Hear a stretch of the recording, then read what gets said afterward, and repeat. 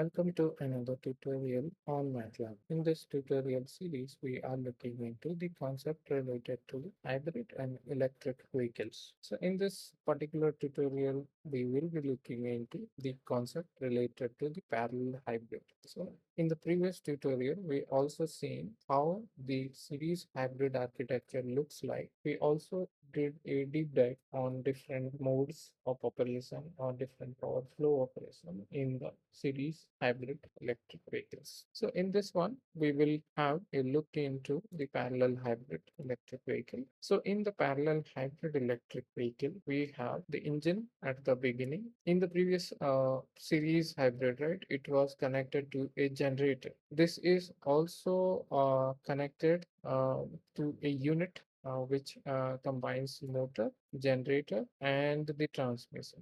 Okay, so everything is placed here. So the motor is placed here. Okay, and we do not have any other motor for driving. So motor generator will be together, and the generator will help to charge the battery. Along with that, in this case, as the motor and and the motor and the transmission are integrated. The main objective over here is when the engine is running, so there will be no power in the motor electrically. So suppose if you want to run only in an electrical way, only in a mechanical way, then you just use the engine. Motor will not have any electrical energy, and the entire power flow will flow through the engine. And suppose if you want to use only electric, then you will have the motor and then it will receive the electrical energy from the battery and it will drive. At that moment, you can maybe shut down your engine that you have so that you can drive the drivetrain. Okay. In this case, why this is called parallel? Because you can run in either of the mode independently of each other. So either if you want to run on an engine mode only, then it is possible. If you want to run on only electric mode, it is possible. Why? Because it has only one motor, and that motor is also aligned with the engine architecture. Along with that, the motor will also have a generator. So the motor will act as a generator when you want to charge the battery. So let's see different scenarios. In this case, the first scenario, only electric mode. So what happens in only electric mode? As you know, this is the battery, and from the battery the power flow will start and it will to the integrated control unit. And this control unit, as this is a DC source, right, and to run the motor you need AC power. So this use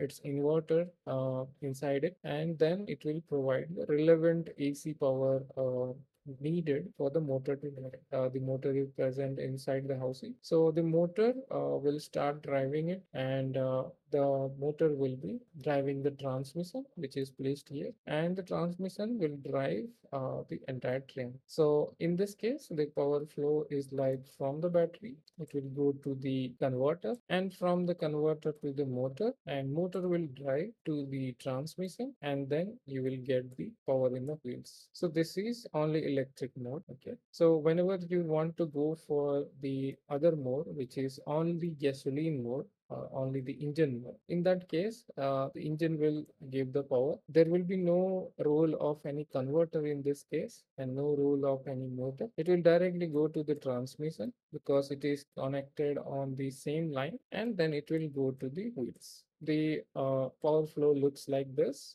Along with that, now suppose I want to drive the powertrain with the help of both the source. What will happen? The power will come from the engine. Motor will also run to give additional torque. So motor will also run, and this motor is running with the help of the battery. The battery drives the converter. This motor together with the engine will drive the transmission, and the transmission will drive the wheel. So this is how the flow looks like in both engine and battery, engine and machine mode. Here, there could be many possibilities of the arrangement that we will see next.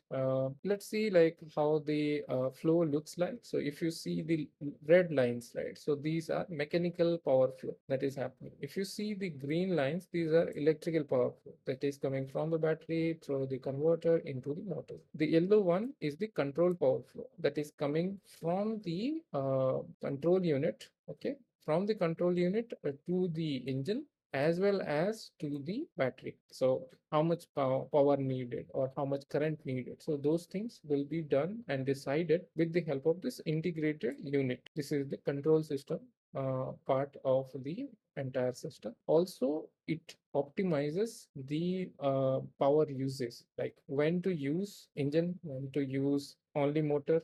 So these things will be optimized with the help of this controller only. Along with that, you have regenerative braking available, right? So how the power flow will work in the regenerative braking? The power flow starts from the wheel. From the wheel, it will come and then it will come through the transmission, and from the transmission to the motor, okay, and from the motor to the converters that we have, which is placed here. Along with that, these converters will do charge the battery. So this is the flow for regenerative braking that we have for this particular system. Now let's see like what are the advantages and disadvantages for this. So the system can run only in the motor mode also, okay. So if I want to start the vehicle with only motor mode, it is possible. For series also, it is the only possible way. Now suppose I want to run only with the engine, then also it is possible in parallel mode but not possible in the series mode, because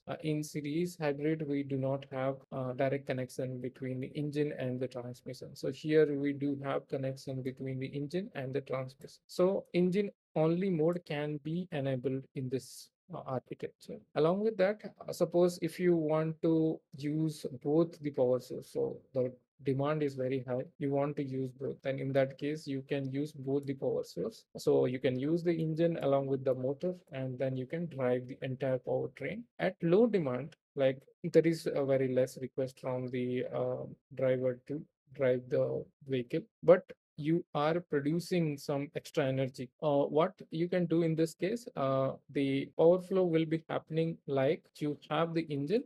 From the engine, you can do run the motor as the generator. Okay, it will be transmitted through the converters into the battery. So this is how it can do charge the battery as well. So there are two charging methods that you have here. One is through the regenerative braking and one is through the engine. This type of vehicle can also do the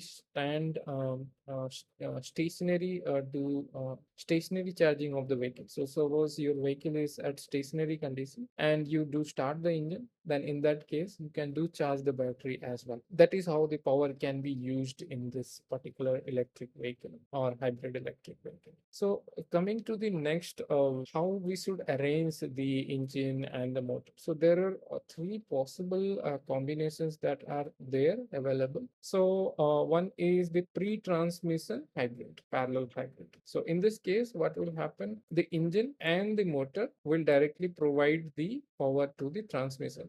That is happening here. So this is that configuration, the first one. Then the another one is possible. That is the post transmission parallel hybrid. So suppose you have the engine, you have the motor. So suppose your engine is not capable to run at a defined like required speed. Then in that case, you can use a transmission, or with the help of this transmission, you just reduce the speed. Now you match the speed and then you can produce the torque with the help of this motor plus the engine. Here, as you already know, motor can run on a wide variety of or wide range of speed. So that's why you can keep the motor after the transmission. Suppose your engine has a defined speed criteria, right? So you can use the transmission to reduce that speed and then you use both the source together. So this is post transmission power parallel hybrid. The next is through road parallel hybrid. So what happens over here? So suppose you have all the four wheels available and there are two axles available. So this is the front axle and this is the rear axle. Suppose motors. So in this case, what happens? The front axle is being controlled with the help of the engine. So in this case, engine will be the main control of taking part in case of this architecture. The rear wheels or rear axle will be taken care with the help of the motor. So that is how the architecture looks like in this type of parallel hybrid. And yeah, so these are the three varieties of hybrids available for the parallel hybrid category. We did discussed a good amount of details on this. So in case you are liking the channel, please consider subscribing. In case you have any comments or query, please let us know on the same so that we can improve your experience of learning MATLAB in this channel. Have a great day ahead. Thank you.